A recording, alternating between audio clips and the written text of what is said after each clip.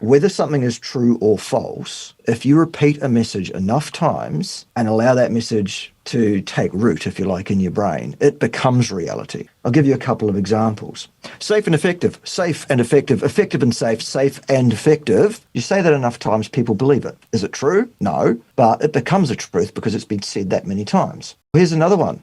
If you don't eat your fruits and vegetables, you might die. Carbohydrates, for the most part, for the vast majority of humanity, are contraindicated. We know that there is no place for exogenous carbohydrates in the diet. Carbohydrates above a certain level in the blood, in the interstitial fluids, is absolutely immediately toxic and glycating to the tissues. And if you look at Mr. Fruity Honey Boy and you look at videos made by him 2 years ago and videos made by him this month, you will see what appears to be 20 years of physical aging on that boy's face.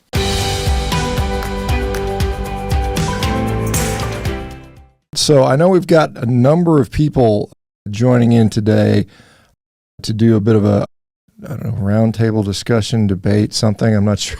I'm not even sure what we're doing today, but anyway, it'll be a lot of fun. So I see Pim, I see Bart. Let's see. I know we're waiting on, I think Teresa, I believe, is the other one we're looking for. No, Annabel. Oh, Annabel. Okay, never mind. Well, Yeah. Annabel's here then. Sorry. I might have been misinformed initially. So I guess we have all the principles who we're looking for. So I guess, obviously, we'll try not to talk over each other so we can actually have some intelligible substance here. I guess if you don't mind, just for the sake of that, just do quick introductions, maybe spend a minute. So I'll start with Bart since I know Bart. Bart, go ahead, just quick introduction, who you are and, that thing, and then we'll go, each of you guys take turns. Yes, thanks, Shawn. Hi, I'm Bart. I'm sure everybody's probably seen me around the traps before. Been on YouTube for about 5 years now as an influencer in the carnivore community space. My background is in academia, in human physiology, nutrition, and cardiovascular pathophysiology, for want of something better to study. That's where I've come from. I decided not to be an academic anymore about 5 years ago and come and be a YouTube creator instead, and it's much more fun. Yeah, absolutely. I can see it. All right, let me go next to Pim, because I'll do it with the people I've seen before. So Pim, welcome again. Good to see you. I see your hair's changed color, so good for you. Hopefully that's giving you superpowers or something. So a little quick background on you, Pim. Yeah, thank you so much. Yeah, my name is Pim, and I live with the previous person that you just spoke, and that's how many people know me. I'm doing carnivore, but what I'm really focusing on is helping people get off of the carbs, and a lot of people are struggling with that. So I was invited to join Scott and Annabel for their community, because what I'm actually doing is that I'm retraining people's brains to not react to the carbohydrates anymore. Interesting. Okay, then I guess next we'll go over to, let's go to Annabel next. Annabel, welcome. Good to meet you. Hi. Where are you located, first of all? I know Bart and Pim are I think in New Zealand still, and then where are you at, and tell us a little quick background on you. Yeah, so I was in Estonia. Now I'm in the UK temporarily working on a regenerative farm. My background is actually in personal training. So I was mentored by someone who was mentored by Charles Poliquin, and basically in body transformations. I was going to join Ultimate Performance as a personal trainer until lockdown happened, and I decided I didn't want to be stuck in a gym with chemicals around me. So basically got into carnivore, into regenerative farming, and now into kind of work integrating, I guess, psychology, brain work, lifestyle work, and health and fitness and personal training into something that's way more holistic. I see. And then last but not least, Scott, if you don't mind sharing your little quick background. Yeah, for sure, Shawn. So right now I'm in Canada freezing my ass off. I live in St. Petersburg. Florida. I know you've been there, Shawn, but I have to say, Shawn, I really wish you were my doctor over the years, because I would have saved a hell of a lot of money and time dealing with my chronic health issues. But basically, I'm just coming from a background of somebody who's been living with pretty severe chronic illness for time now, and dealing with severe gut issues and psychotropic drug injuries. And I went on the Carnivore Diet a few years ago, and I started up my YouTube channel, The Carnivore Lion, to detail my chronicles of using the carnivore diet as a healing modality to deal with my chronic health issues. And then I started getting into other things like brain retraining, which we started this community with these fine people. And yeah, really just trying to dig myself out of a big hole that I was left in, unfortunately, with the medical community. And here we are. Welcome. Thanks for that. And thanks for you guys for participating. And I'm not sure how we want to proceed here. If somebody was maybe just present like a kind of a basic synopsis of what you believe in, and maybe I know it's tough to do in a few minutes, but let's just say I'll start with you, Bart, because you're very outspoken on this. What do you think? What are we missing out on nutrition? Where are we getting it wrong? Because clearly we are. Everybody in the damn world is fat and sick and depressed and miserable. What are we doing wrong fundamentally? And perhaps how do we change that? Yeah. Basically, at the end of the day, there are a lot of people running around who have opinions about nutrition and are quite happy to espouse those opinions to anyone that will listen on the YouTube. And I found myself quite often, even more so recently, saying, look, opinions are a lot like anal orifices, aren't they? In that most people have got one, and mostly they're full of excrement. And so really, I'm trying to be the sane voice in the wilderness who is saying the same message. And you'll notice my message over the last 5 years has not changed, not one jot. I have not, oh, sorry, I was wrong. Now I'm going to change my mind and say you've got to eat 400 grams of fruit a day or something stupid like that. The answer for human beings, for the vast majority of human beings in terms of diet, absolutely is 100% carnivore. And every percent deviation away from that 100% carnivore will net you probably a 10% penalty on your health. So by the time you're a 90% carnivore, you might as well not bother, is what I have found in general with people. It's not one of those things that you can negotiate with. I wish it was. It's not one of those things where, oh, I'll just do this much and no more. For the vast majority of people, the answer is 100% carnivore, no plant material, no fiber, no starch, no sugar, nothing that wasn't an animal or isn't an animal. Interesting. And there are one or two people that will differ from that in a very, very small way because of injuries that they have done to themselves with poor diet in a previous life. There are one or two people who did better on somewhere between 20 and 50 grams of selected carbohydrate a day, purely because their thyroid is shot, basically. And then we've got to get those people back on track. Once we've done that, then we can get them towards the right end in terms of diet. But what attracted me about this community that Scott and Annabel have put together is that they're bringing in the holistic view of, okay, yes, there are some practical steps like diet and exercise that we need to do to look after ourselves, but almost no one is talking about the mental side of it, the mental training, how to get our thought processes right, how to get control of our situation by getting control of our fight and flight situation. And that's the difference here. Interesting. So it's fair to say you would be a carnivore maximalist to the full degree. Let me go on to Scott. I guess I'll give you an opportunity to your sort of general sort of raison d'etre or whatever. What are you thinking about, man? I'll tell you. Okay, so I went on the carnivore diet a few years ago because I just had severe issues, severe health issues. I don't know if you guys, seeing as how we are in the carnivore space, probably a lot of your members know about the Jordan Peterson story and how he was severely impacted by benzodiazepines.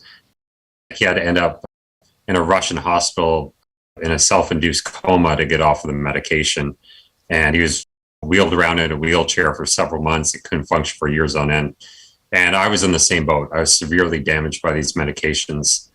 And I developed all these sort of health issues like mast cell activation syndrome, which you probably will know about, was hypothesized to be the root cause of long haul COVID, which is something I dealt with. It just never went away from me for 6 years. And carnivore was such a big piece of the puzzle for me in terms of really improving a lot of areas of my health. But unfortunately, it wasn't the whole puzzle. And that's when I learned about brain retraining. and limbic system injuries.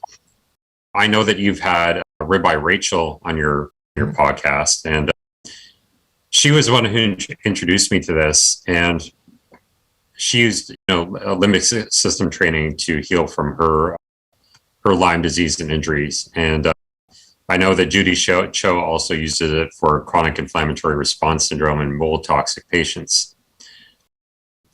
So basically what it is the limbic system is a part of your brain involved in emotional responses and behaviors for survival. Part of this is what Bart referred to as a fight or flight survival response. So it's part of the primitive brain structures across all animals to protect them from acute danger. So it's basically to protect us from being chased from lions and bears, except now in today's society, it's not really being about chased by lions and bears. It's more about having a nagging partner or being caught in traffic or living in a pandemic or whatever. But it's not really fight or flight for us anymore. It's more freeze. We don't really know what to do. So we go to the doctor, we go on YouTube and look up health podcasts, or we just sit on the couch and eat Cheetos and feel like garbage. But the whole point of brain retraining is to remove us from this fight or flight response. And that's what our community Wired for Healing is all about. So we really work on mindset and different emotional exercises to help people reverse their disease states and have them enter into a parasympathetic state and rewire their brains on a permanent basis. And we also look at a lot of other different types of healing modalities, whether it be dietary or lifestyle interventions. So looking at sleep, exercise, carnivore diet, or whatever it might be. But we really try to take a holistic approach to our community. And I asked these guys to come on board with me because these are the best people I know. They have great intentions. Annabel, Bart, and Pim are probably the most intelligent, just really good, honest people that I know in the space. So yeah, that's where we're at now. We just launched our program about a month ago, and I'm super happy with where we're going. Awesome. Let me just go to Pim now. Pim, I know you want to maybe your perspective on some of this stuff or anything that you want to state.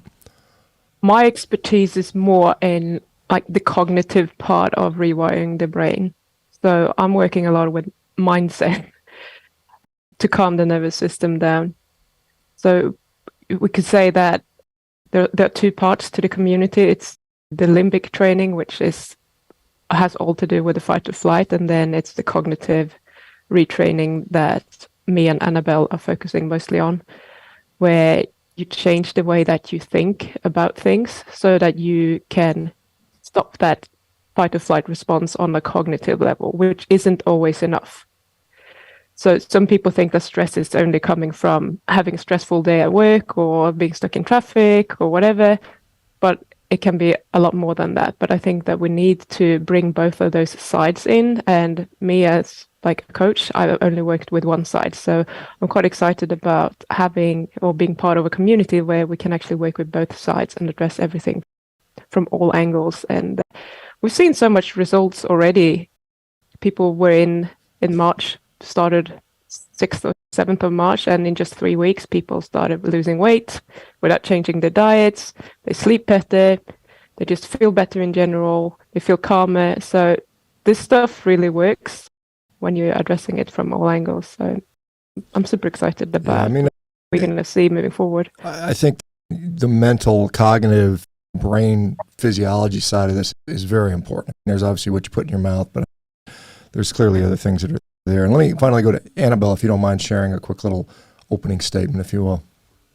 Okay, so I'm like the person who gets you to put the right things in your mouth. So the motivation, the self-leadership, the autonomy, the practical lifestyle steps. I'm the person who's going to help you actually get out of bed and actually stop eating carbs and stop self-sabotaging and basically getting your brain in the right place. And then Pim obviously takes over. She's the brains behind carb addiction and rewiring the brain, as she spoke about. But essentially, I'm the person who can help hack your neurotransmitters and get them in the right place and help you actually coach yourself and guide yourself into becoming that person that you want to be. Because as I've said before, you can be trying to eat the right diet and trying to do the right things. But if you hate yourself, if you're miserable, if your neurotransmitters keep slipping up, if you've got issues there, then you're never going to actually stick to it. And a lot of people do slip up. And what we've heard commonly in the carnivore space is, oh, but it's boring. Oh, but I cheated. Oh, but I fell off the wagon. It's like, how do you stop doing that? What's your why? What's going to get you there?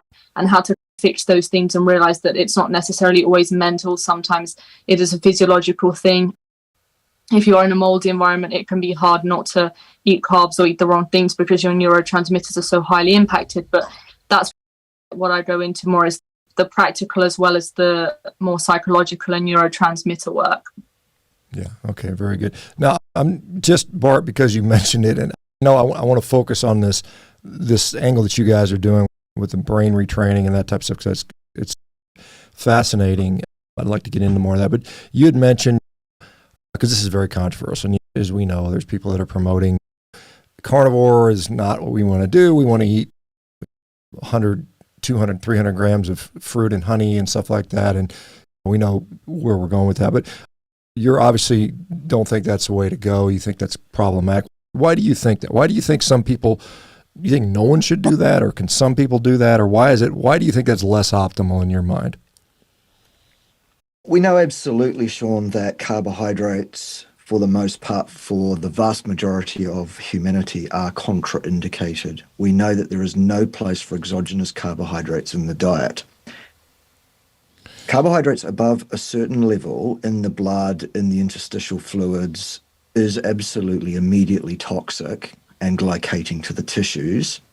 And if you look at Mr. Fruity Honey Boy, and you look at videos made by him 2 years ago and videos made by him this month, you will see what appears to be 20 years of physical aging on that boy's face.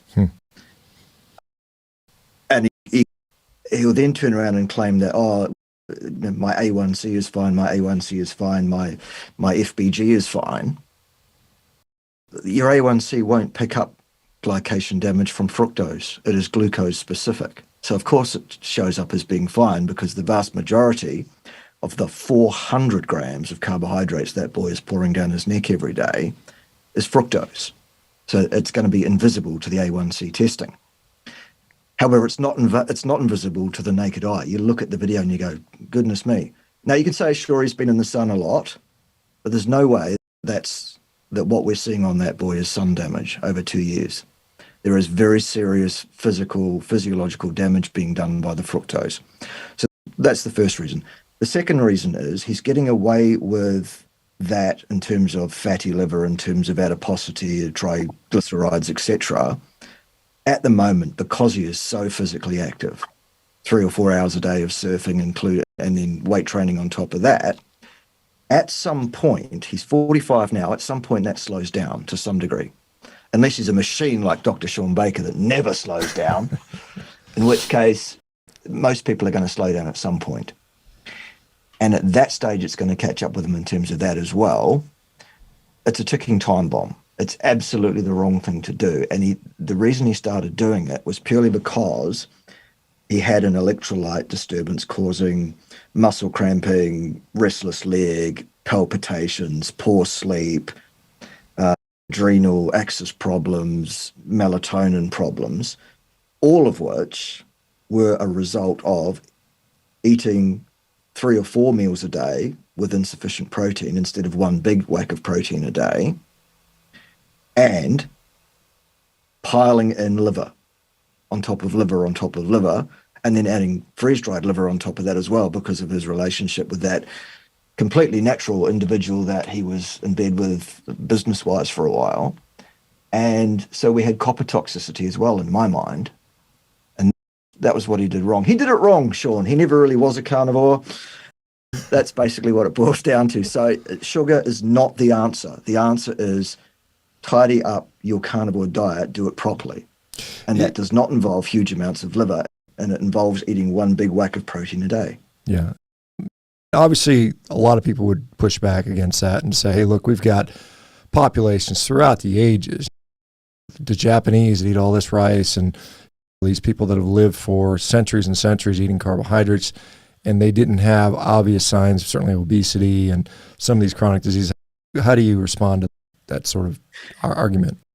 Yeah, there is a genetic propensity, especially like for the Asian populations you're talking about there, that they seem to have adapted quite well to rice, it having been a staple for so many centuries.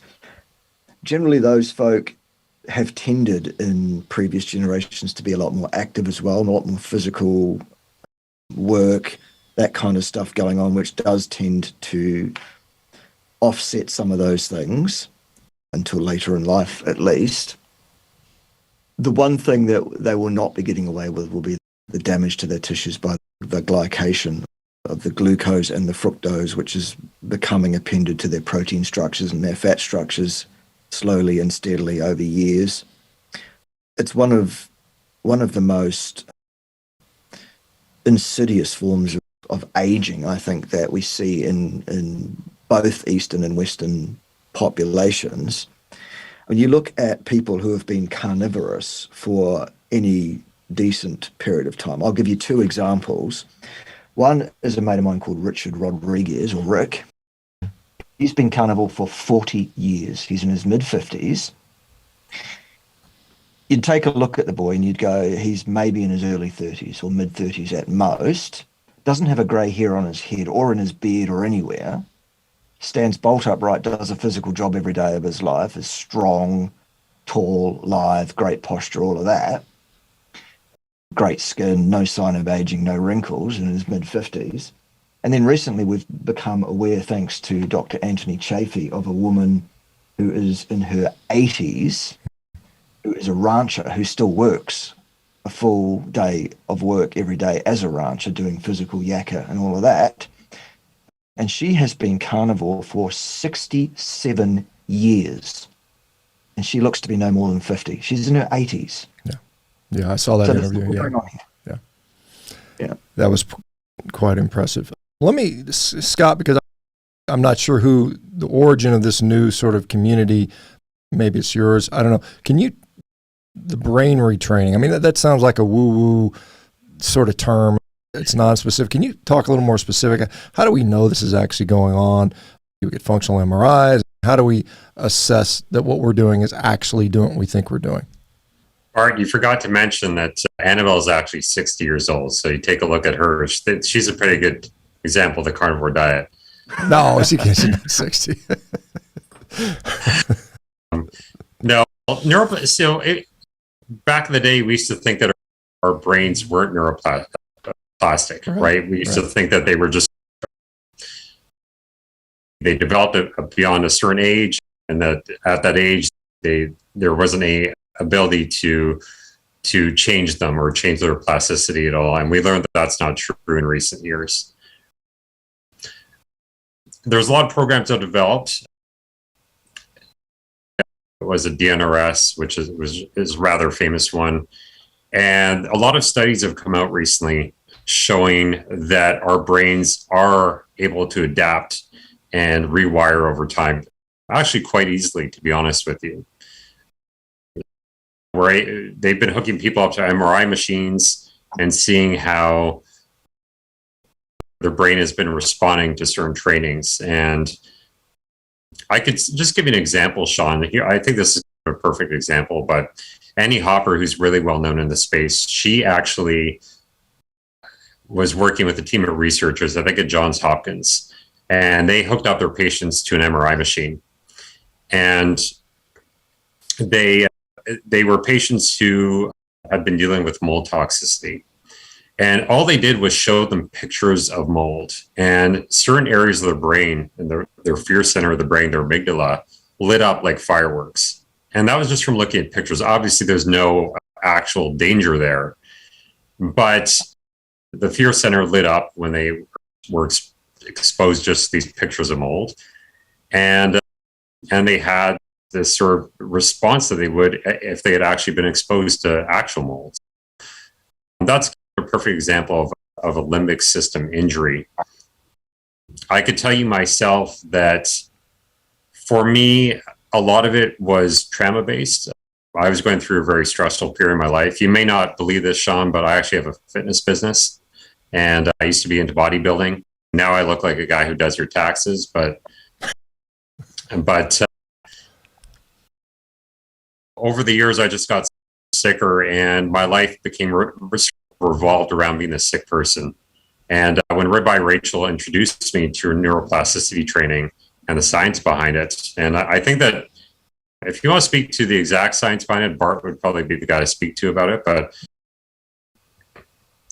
I started seeing changes over time, and I was able to go from just eating 3 foods, 4 foods, like just chicken and more chicken, to being able to have a pretty extensive palate now, being able to introduce a lot more foods.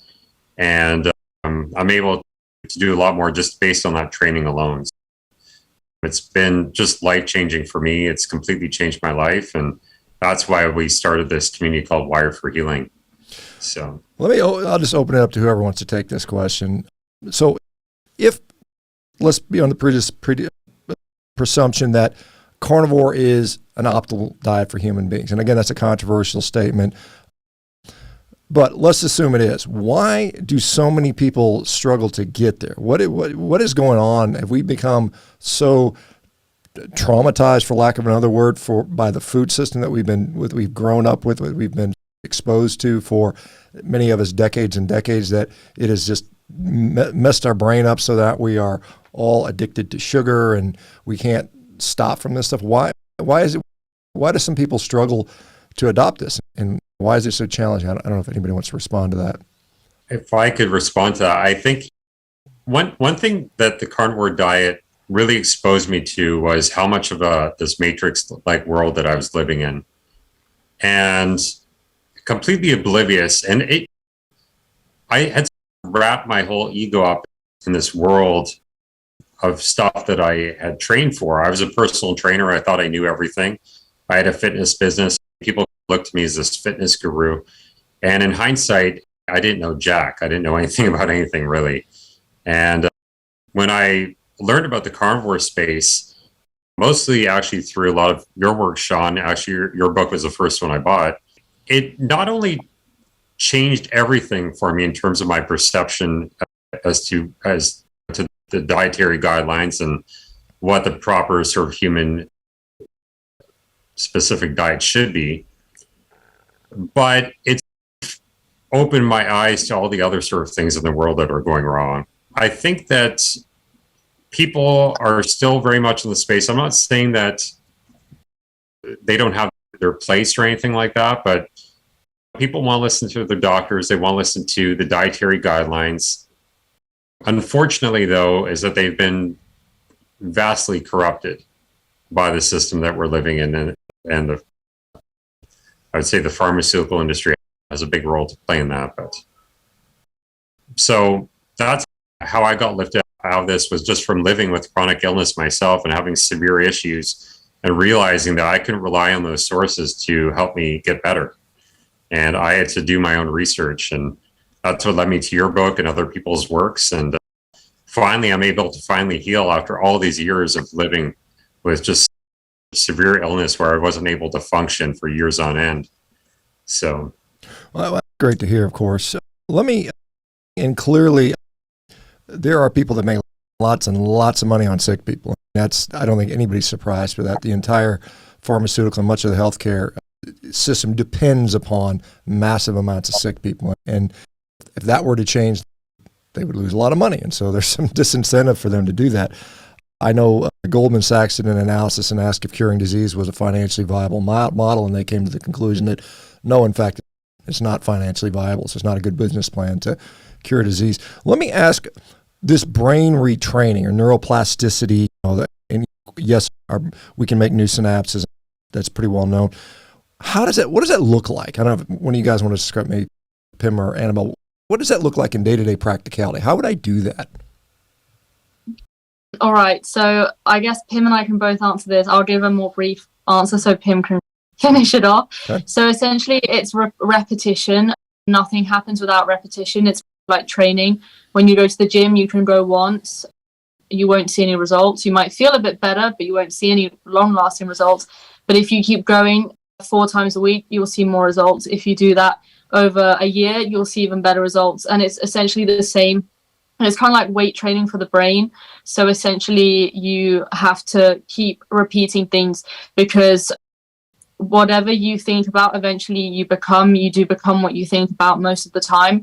And these thoughts eventually end up creating your entire reality and your belief system. So it's incredibly important. And so essentially, the more you repeat and affirm and visualize who you want to be and who you actually see yourself as, rather than the state that you're currently in, the more your brain will move towards that. Because it's the same as watching a movie. Your brain cannot decipher reality from what is fantasy, as long as it's watching something or visualizing something and feeling an emotion attached to it. It will recognize that as reality and then act accordingly. And so, Pim, if you want to add to that. Yeah, sure. So if we're retraining the limbic system, for example, it has a lot to do with breathing exercises to trick the nervous system to go back to basics. So if the nervous system is highly wired and it's just firing all the time, we can use breathing, for example, or visualizations, those kind of things to get it to calm down. But as Annabel said, it's no point just doing it once. You have to keep doing it over and over again to let the nervous system know that there is no danger here. We can relax. And it's the same thing that I do when we're talking about how to think new thoughts, changing your mindset. You literally choose on purpose what you want to think, and then you start thinking it. And that might sound like, okay, that's going to be impossible, but there are ways of doing it stepwise. So we don't have to go from, I'm never going to heal, to, yeah, of course I'm going to heal.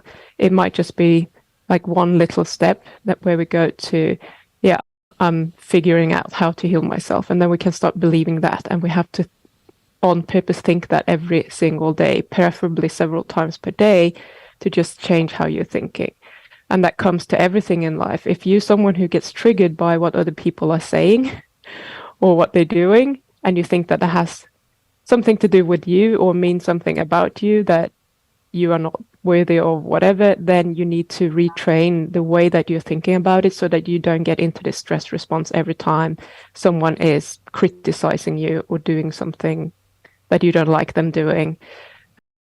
A good example is a lot of people are getting very upset as soon as someone disagrees with them about anything. And you know anybody like that?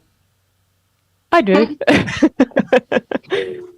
And then they get really upset about it. So they are the ones who are suffering, because this is generating a stress response. So we're not doing this for other people, we're doing it for ourselves. So if I can control my mind and how I'm thinking about things, I can prevent myself from going into this fight or flight response and just stay calm and actually keep healing if I have something to heal, rather than going off.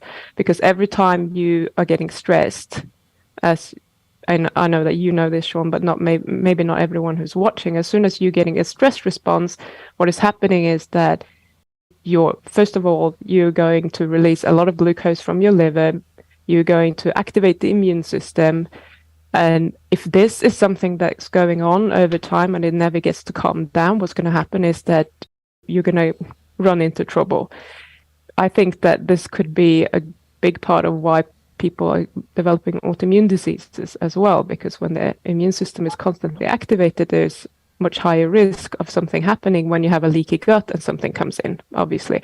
So there's so many components to this, and I think it's impossible to just, I think someone was asking like what conditions might benefit from this. And I would say any condition that you can't seem to heal with diet, and if you're trying to take supplements, if you're trying different diets, maybe it gets a little bit better, but you're not never getting the whole way, and you do know that there are some stressors in your life, or you constantly feel stressed or unhappy, then I think that this would probably be a good thing to do. It's interesting because if you talk about the limbic system, and it's this sort of deep in our brain, this primitive system that's involved in emotions and survival behaviors, feeding, reproduction, things like that. These are very primitive things, and they're all in the same anatomic space. And so you think about the feeding side and the emotion side are physically located in the brain in similar areas. And not that there's not overlap in other areas and things like that, but it's a very primitive. Eating is a very primitive thing.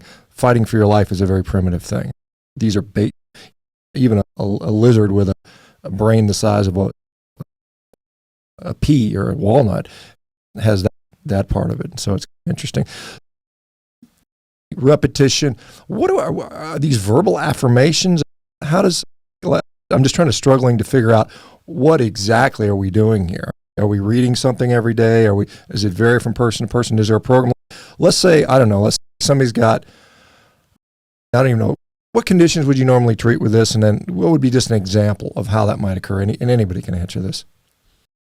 Take that for a second. So just to expand on what Pim just said. So as far as I'm concerned, the biggest toxin out there, at least in my case, is stress. And that's something that's often overlooked by people. Now, what conditions can this neuroplasticity train and work on?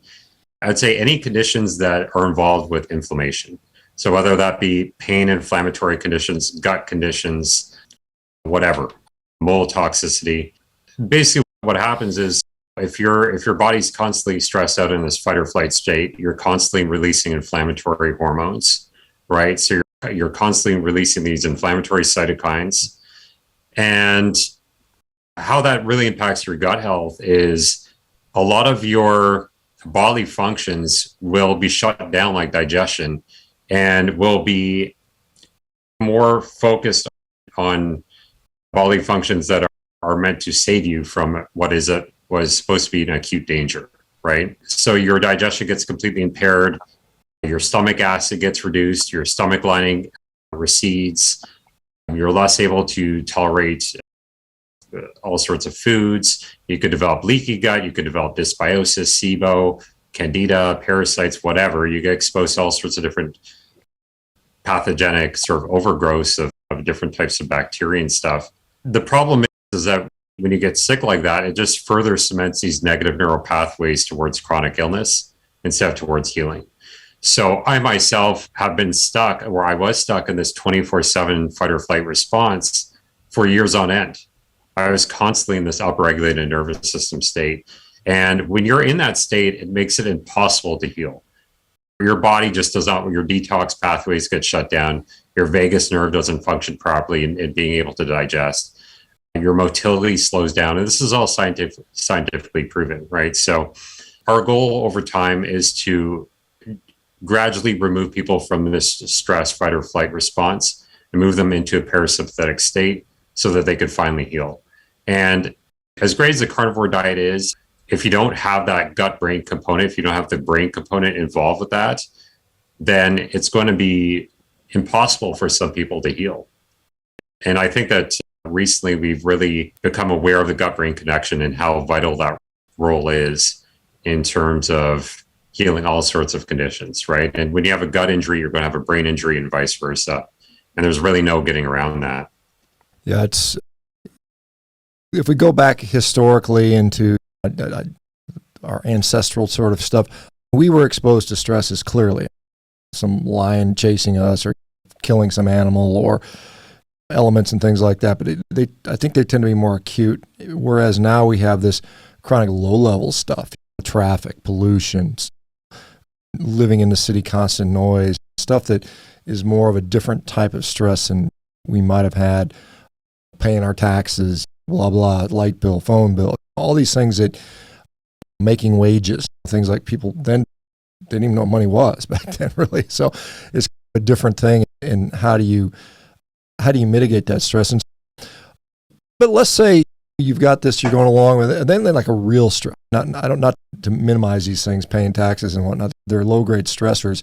But let's say death of a loved one, injury, something truly stressful occurs to you that most of us would consider unequivocally stressful. Do you upregulate the intensity of the neuroplasticity stuff, or how do you deal with those things? Invariably, something's going to happen. We're all going to get hurt. Somebody's going to die. We know somebody's going to get sick. Something really bad's going to happen. That's part of life. how do you distinguish that versus it? And some of those people will go on to develop morbid depression and things like that, whereas other people don't. Other people are like, okay, yeah, it sucks. So I get sad for a couple of days and then boom, I moved on with my life.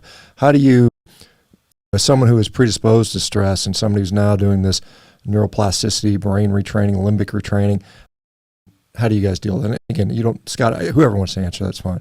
I can take that one. It's about accepting reality the way that it is. And something that we don't do a lot, because no one is teaching us how to do it, is to process emotions.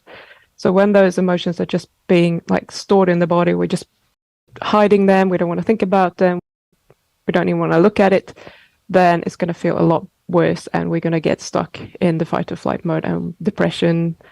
And often as a result, we will start doing something addictive. In my clients, that's food, but it could be anything. It could be just watching YouTube all day long, or watching Netflix, drinking, whatever it is. So I think the key is to just allow yourself to actually feel like shit sometimes without trying to avoid doing that and go through that. As you said, life is going to happen. There are going to be horrible things happening in the world. Sometimes we just need to allow ourselves to feel grief and move through it rather than trying to avoid it. And I think it's the avoidance of feeling that is tripping us up a lot of the time. So instead of self-medicating ourselves in some maladaptive fashion, whether it's alcohol or junk food, just say, accept it, deal with it, embrace it, and then move on from that. Is that what I'm hearing basically? Yes. I don't want to downplay it, because it's valid to feel, if it's grief, for example. I don't think that it's a good thing to not feel it and think that I should be able to move on. And it's something that is going to come back in waves, I think, throughout your life, maybe.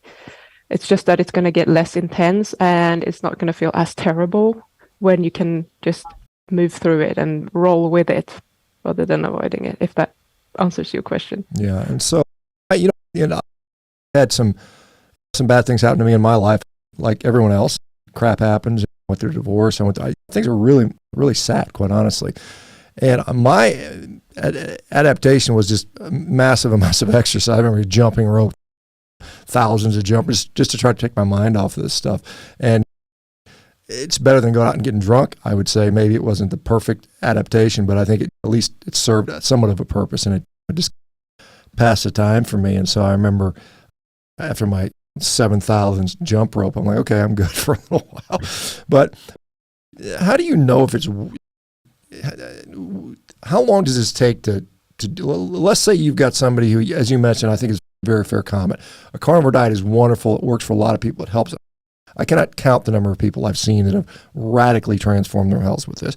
But some people, again, they're still struggling. Even after years of doing a carnivore diet, they still haven't quite kicked whatever it is. And I think we break in multiple ways. And our gut is messed up from the law for standard American diet, but then if our brain is messed up and we haven't addressed that part through whatever the psychological aspect or the neuroplastic aspect, then we still have these issues going on. How long do you think for the average person? I know that's an unfair question, but in your experience, or Scott, you can maybe use your experience, how long did it take you to turn the corner? It depends what you mean by turn the corner. To be honest with you, I saw benefits from it immediately. I did a deep dive on the training. There were certain people that I was talking to in the space, in the carnivore space, Lady Carnivore, I mentioned Ribeye Rachel, Judy Cho, and they're big believers in the Limbic system retraining. And for me, I was just in such an upregulated state all the time that as soon as I dived into it, I felt the effects immediately. Now, look, I've been sick for a long time. I've been chronically ill now for 15 years and 6 years really bad since things really hit the fan for me. I realize it doesn't just change overnight. It could take quite a while. I still have a long way to go. I still have a long way to go before I return back to that guy that was hitting the gym every day and that was my happy place and everything like that. But I'm getting there. And I think within a year or two, I could be that guy again. But the longer you've been dealing with chronic illness, I think the longer it is to get out of that hole sometimes. So, this is an interesting observation, and maybe you guys can see something here. But I started in jiu-jitsu last year, and I go in there, and literally people are trying to kill me. They're trying to strangle you to death, and you're literally fighting for your life. That is the definition of fight or flight, as extreme as it gets. And so, when I'm doing that on a regular basis, and so I'm obviously my entire physiology is changing and adapting.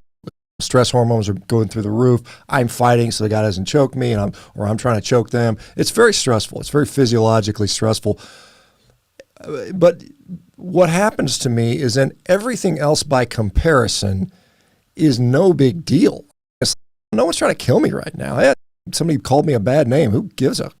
Whereas other people, and I don't know if maybe periodic exposure to real fight or flight, and it doesn't have to be jiu-jitsu, but it can be, you can see when you're sometimes exercise, when you go and you just push yourself as hard as you possibly can, that is, you're really maybe building up your tolerance to stress so that these smaller things, these more things that are minor annoyances to most people, but for other people, it's like some people said, the smallest thing. I got offended by some word somebody said to me.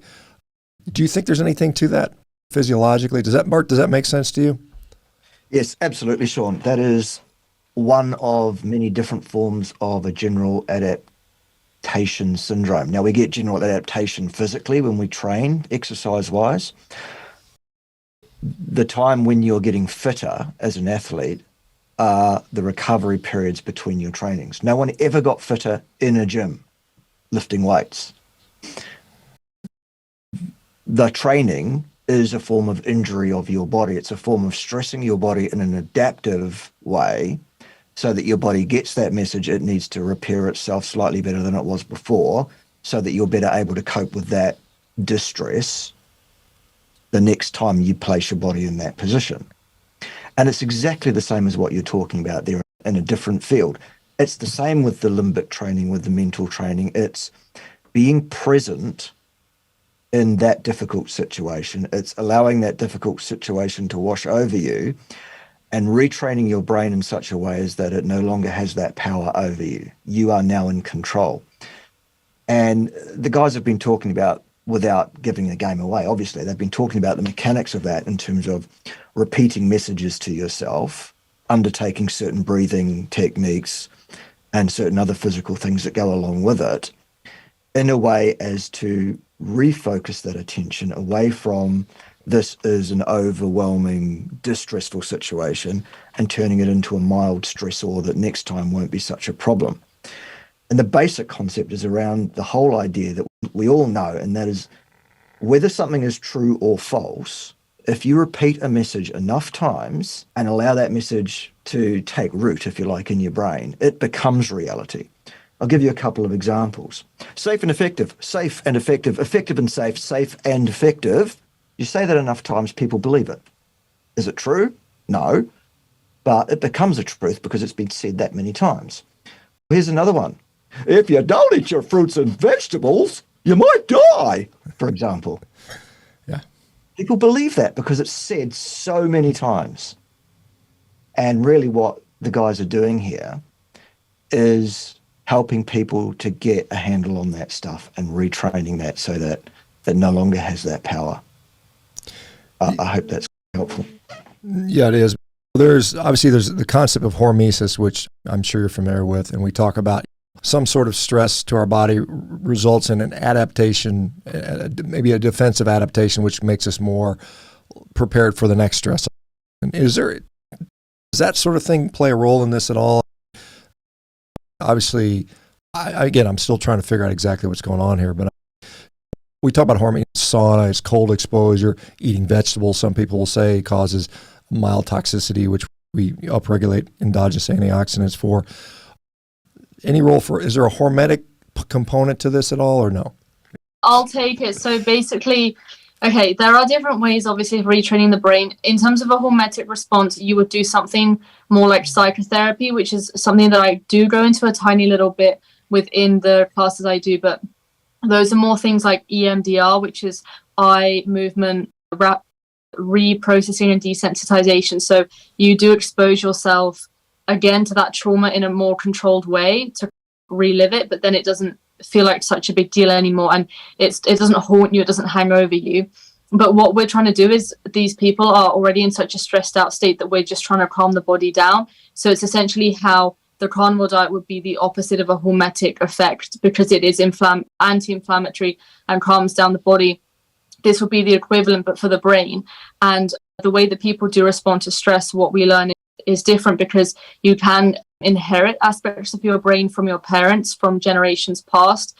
In fact, our cells that make easy water and our mitochondria can carry information from 4 generations ago. So trauma does get stored in the body. There's a great book called The Body Keeps the Score, where there are some great examples of this.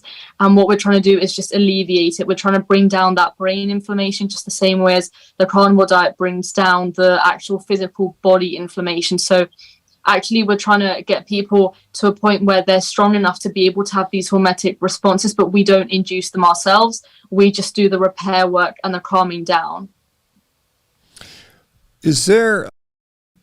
Let me ask you for this, is there any sort of, I assume for me to do an affirmation doesn't require any equipment or any special things. Are there anything that people utilize, or their biofeedback mechanisms, heart rate monitors, anything that can be used to assist in this? Or do you need nothing? You just need the proper guidance and maybe a cool, calm place to sit in. I don't know. What does it look like from a practical standpoint? To be honest with you, I think the most important thing is having consistency and having that support group. And obviously you do need to track in some way. So we do check-ins, we do track what people are doing, and you do have to be able to measure your successes, whether that's in training where you measure beating a new record or hitting a new rep or dropping body fat or something like that. We do measure what's happening, and because people do begin to start seeing results, they start to view their lives differently. So the results are in the way that they're responding to the current stimulus in a very different and much more healthy and productive way. So I guess the kind of measuring would be, how much is your life changing based on what you're doing? And the results are quite remarkable. In fact, people have been known to put on body fat just from things like grief and trauma and stress, even if they don't change their diet. And even when people are in moldy environments, if their diet is perfect, but they're in toxic mold, they'll put on body fat, their androgens will drop and their hormones will go completely out of control. And so that's the way to measure it, is what are your hormones doing? Are you beginning to lose body fat? Is your body getting into that composition that it's supposed to be in? How is your sleep? How do you feel when you wake up? What's your motivation like? Is your digestion better? Are you more grateful? Are new opportunities coming into your life, or are things just changing? And people do see the very physical and tangible results based on just how they're reviewing their world narrative and how much their worldview is now changing. Given, as we mentioned earlier, the limbic system has a role in feeding behavior, and of course it's tied into emotion and all this other stuff. How important how efficacious is this brain retraining for somebody that's not willing to change their diet? They're just, I'm going to continue eating my standard American, standard New Zealand, standard UK, whatever junk food diet. Is the efficacy going to be minimal, or is it still quite effective? Personally, I believe it would be minimal, only because I feel like the nutrition is the foundation. Kind of like you wouldn't be able to build a house with no foundation, just starting from the walls. It would feel like that to me, because it would almost be, like Bart was alluding to earlier, a false reality and a false narrative. So maybe you'll get a bit happier, but you can't really trick Mother Nature, and you can't falsify what is actually reality and pretend that it's something that it isn't. You can for so long until the truth catches up with you, and still the diet is the most important thing, but you have to set the foundations and then you work on everything else. It's like the hardware is the diet, the software is the brain, and then the kind of networking is everything else around that, and your relationships and community. We just tie it all together. When one is getting in shape, it often requires quite a bit of effort, quite a bit of time and dedication. But once you're there, maintaining it seems to be not quite as difficult. Is there a similar analogy with this, you can retrain the brain, rewire the brain, and then the effort to maintain that is somewhat easier. Is that fair to say, or how does that work? Or do you constantly have to be doing these affirmations and exercises indefinitely? I think it depends on the person and the background, but I'll see if anybody else has a response that might be more comprehensive. Is this something that all of you guys have experienced, all four of you? Have you all done this stuff personally? Yeah, I have. I had mold toxicity really severely, and this completely changed everything for me and brought my body back to how it's supposed to be instead of, I felt like I had no control over my body at one point, and obviously Scott has his own insane health journey.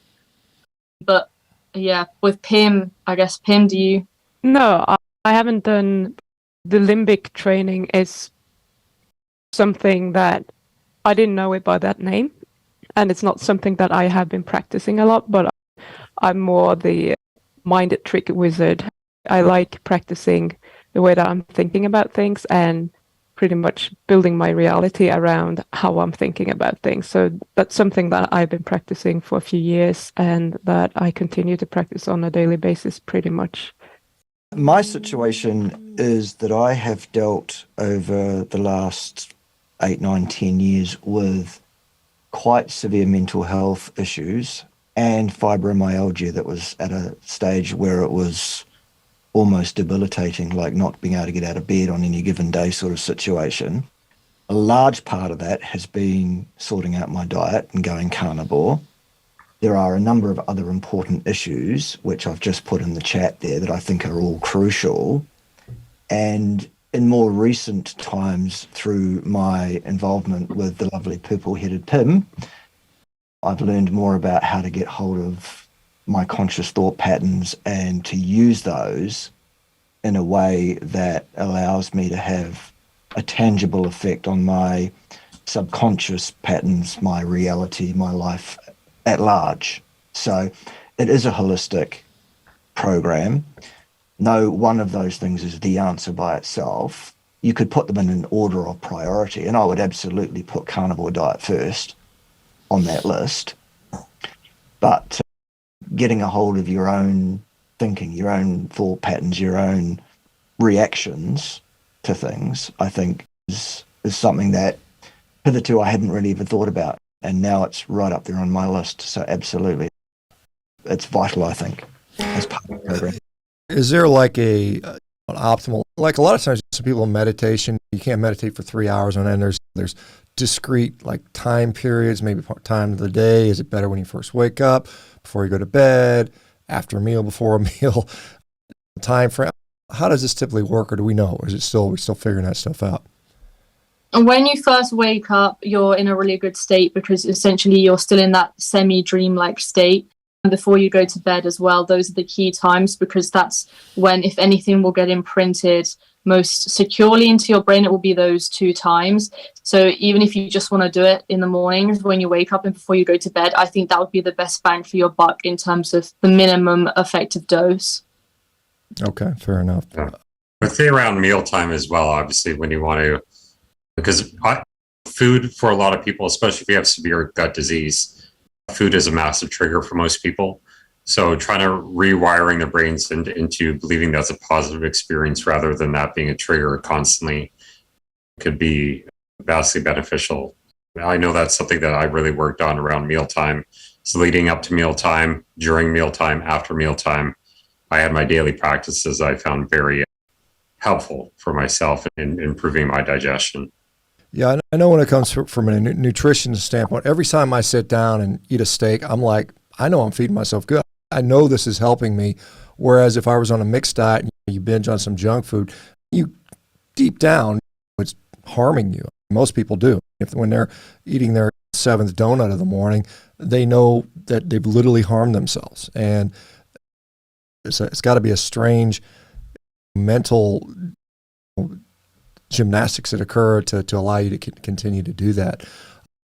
The definition of addiction is basically you do it despite knowingly harming yourself, which is what many, in fact most people are doing on a near daily basis. But right now, and maybe my belief is wrong, but I think every time I sit down and have a nice juicy steak, it's actually good for me. I'm actually improving my health.